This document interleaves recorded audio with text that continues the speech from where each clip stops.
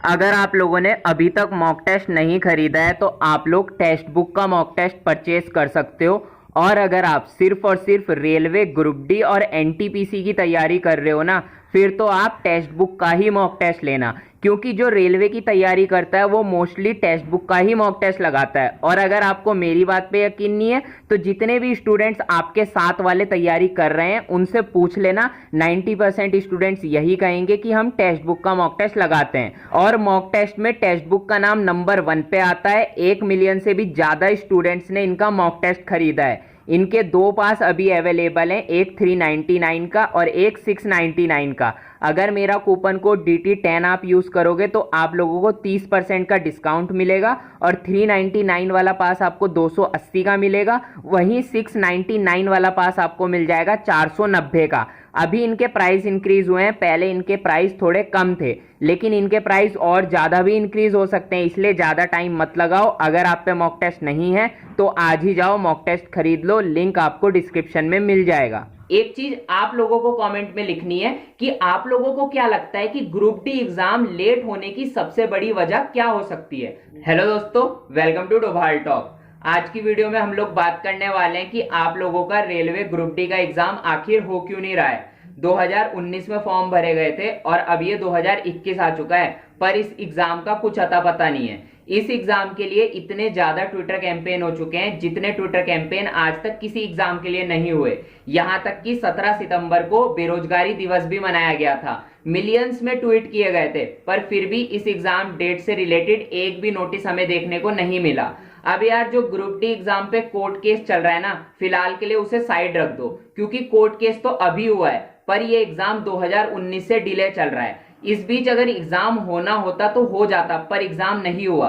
तो आज हम यही बात करेंगे कि अभी तक आपका एग्जाम क्यों नहीं हुआ। अब आप लोग मेरी बात को ध्यान से सुनना। रेलवे हो या फिर कोई भी सरकारी डिपार्टमेंट हो या फिर कोई प्राइवेट डिपार्टमेंट भी हो, वो अपने यहाँ नए एम्प्लॉयज की भर्ती तभी करता है जब उसे लगता है कि जो पुराने एम्प्लॉयज है उनसे मेरा काम नहीं चल रहा है या फिर उसके यहाँ एम्प्लॉयज की कमी होती है। अब देखो 2019 में आपकी भर्तियां आई थी, एनटीपीसी की, ग्रुप डी की, मिनिस्ट्रल आइसोलेटेड कैटेगरी की और पैरामेडिकल की। अगर आप नोटिफिकेशन की बात करोगे तो सबसे पहले नोटिफिकेशन आया था एनटीपीसी का, लेकिन सबसे पहले एग्जाम लिया गया पैरामेडिकल का। यहां तक कि पैरामेडिकल की भर्ती भी हो चुकी है। अब ऐसा क्यों हुआ? क्योंकि यार 2019 में जब नोटिफिकेशन आया ना, उसके बाद 2020 में कोविड आ गया। अब जब कोविड आ गया तो पैरामेडिकल एम्प्लॉयज की जरूरत थी, क्योंकि यार कोविड के कारण लोग मर रहे थे, बीमार पड़ रहे थे, इसीलिए पैरामेडिकल कैटेगरी का फटाफट एग्जाम लिया गया और उनकी ज्वाइनिंग भी दे दी गई।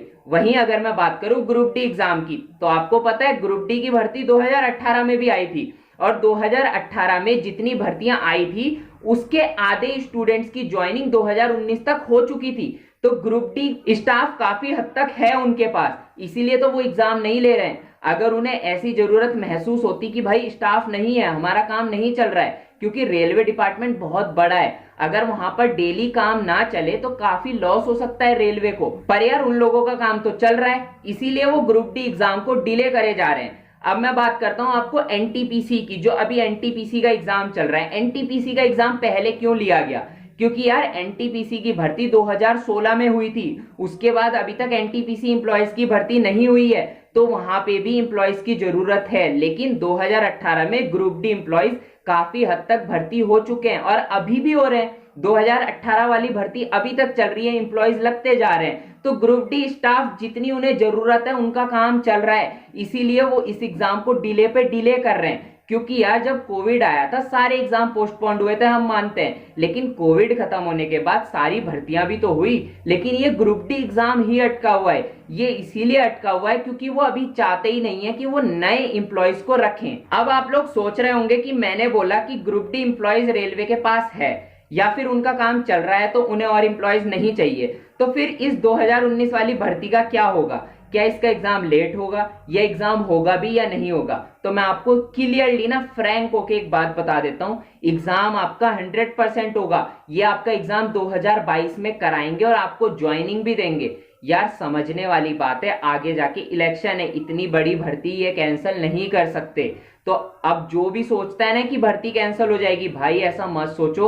एग्जाम आपका 100% होगा और आपकी ज्वाइनिंग भी होगी। ये जो भी कारण मैंने आपको बताए ना एग्जाम ना होने के, ये वही सब कारण है जिनकी वजह से 2021 अगस्त तक एग्जाम आपका पोस्टपोन्ड हुआ था। लेकिन उसके बाद जो एग्जाम आपका आगे लटक रहा है ना, वो कोर्ट केस की वजह से लटक रहा है, क्योंकि स्टूडेंट ने इस पे कोर्ट केस डाला हुआ है। और यार स्टूडेंट की बात मुझे काफी हद तक ठीक लगती है, क्योंकि उन लोगों की गलती नहीं है। अभी कुछ स्टूडेंट मुझे कमेंट में लिखते हैं कि ये कैसे स्टूडेंट है जिन्हें अपना फॉर्म फिल करना नहीं आता, फॉर्म में इन्होंने गलती कर दी और इनका फॉर्म रिजेक्ट हुआ, जिस वजह से हम सबको भुगतना पड़ रहा है। तो मैं आप सबको बता देता हूं, उन स्टूडेंट्स की गलती नहीं है। उन्होंने सेम फोटो और सेम साइन एनटीपीसी के फॉर्म में भी लगाया, same photo same sign group D के पेपर में भी लगाया, फॉर्म में मतलब। लेकिन एनटीपीसी वाला एक्सेप्ट किया गया और ग्रुप डी वाला रिजेक्ट किया गया, इसीलिए वो परेशान हो रहे हैं। और ऊपर से ऐसे स्टूडेंट है वो जिनके एनटीपीसी सीबीटी 1 में खराब मार्क्स आ रहे हैं, तो उनकी जो लास्ट उम्मीद थी ना वो ग्रुप डी एग्जाम थी। लेकिन जैसे ही उनका फॉर्म रिजेक्ट हुआ, उनकी ये उम्मीद टूट गई। और यार जब उम्मीद टूटती है तो सबको बुरा लगता है, उन्हें भी बुरा लगा तो उन्होंने केस कर दिया।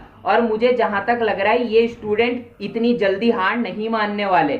वैसे मैं चाहता हूं कि इस कोर्ट केस का फैसला स्टूडेंट के पक्ष में आ जाए और फटाफट एग्जाम लिया जाए, वरना अगर रेलवे भी अड़ा रहा और स्टूडेंट भी अड़े रहे तो इस चक्कर में सारे पीसेंगे, क्योंकि केस आपका लंबा जा सकता है।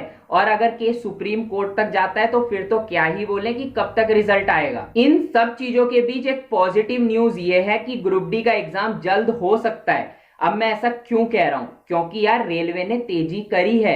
एनटीपीसी का जो जितना भी एग्जाम पोस्टपोन था फटाफट लिया, उसकी आंसर की भी दी। यहां तक कि ग्रुप डी की भर्ती जो आपकी लटकी हुई है वहां पर फटाफट डीवी मेडिकल किए जा रहे हैं। साफ साफ दिख रहा है कि रेलवे फटाफट भर्ती कर रहा है और करेगा भी यार, क्योंकि ये बात तो आप मान के चलो 5 साल में एक बार रेलवे भर्ती करता ही है। अगर 2018 में किया था, 2024 से पहले पहले ग्रुप डी एम्प्लॉयज को भर्ती करेगा, करना पड़ेगा। हार नहीं माननी है यार, इतना लंबा आ चुके हो आप। 2019 से लेके 2021 तक वेट किया है, तो 1 साल और वेट कर लो। और 1 साल भी पूरा नहीं बचा है, 2022 आने ही वाला है, 2-3-4 महीने की बात है। वेट कर लो, इस तरीके से इस एग्जाम को देना कि ये आपकी जिंदगी का आखिरी एग्जाम है। इस तरीके से, इस जान से इस एग्जाम को देना है कि ये एग्जाम आपका पास हो जाए, क्योंकि इतनी बड़ी भर्ती ग्रुप डी में मुझे नहीं लगता फिर आएगी। आ भी सकती है, पर मुझे, मेरी पर्सनल ओपिनियन ये है कि मुझे नहीं लगता कि आएगी या फिर किसी भी डिपार्टमेंट में आएगी।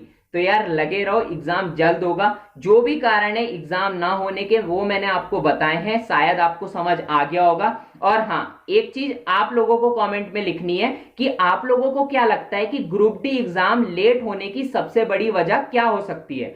बाकी मिलते हैं अपनी नेक्स्ट वीडियो में, तब तक के लिए बाय।